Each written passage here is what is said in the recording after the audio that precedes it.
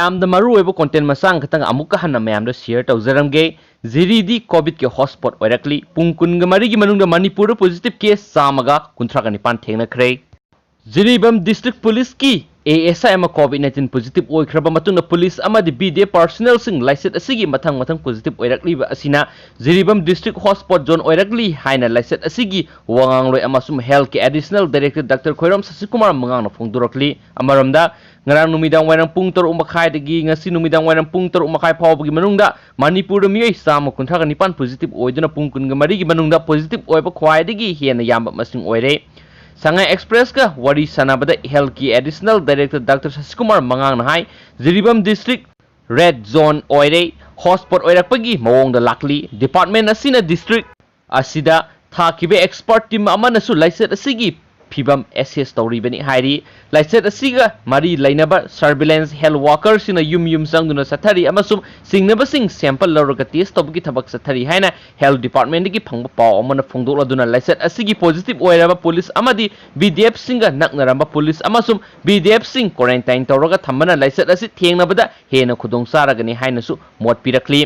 District asida oiri phibam asigi matangna wari sanabada Chief Minister N Biren hai yamna pakhatningai oidri government license asibu laksinaba angamba thakta kana honari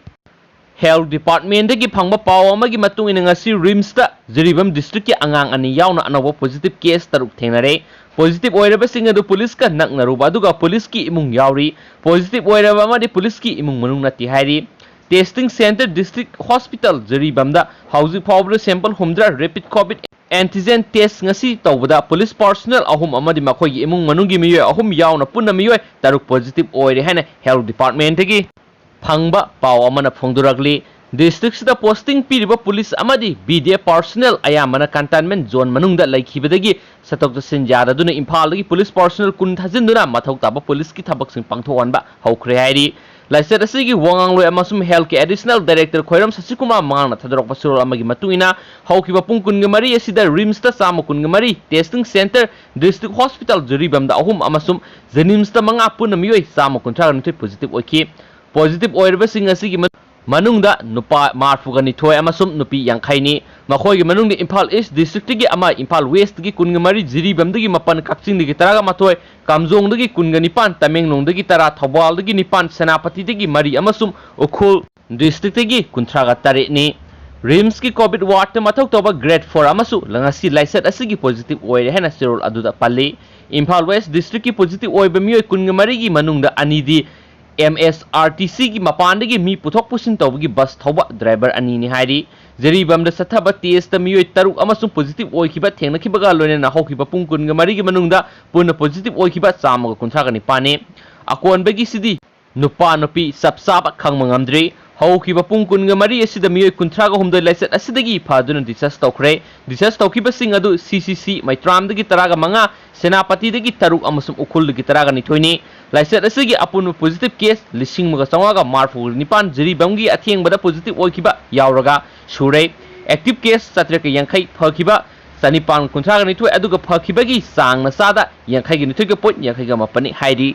loisilakpada maru eba content masang khatanga mayamda share tawjaramge Kwakta da chicken pox laina sandorakle Kwakta ward number 6 amasum 7 da chicken pox sandorakle haibadagi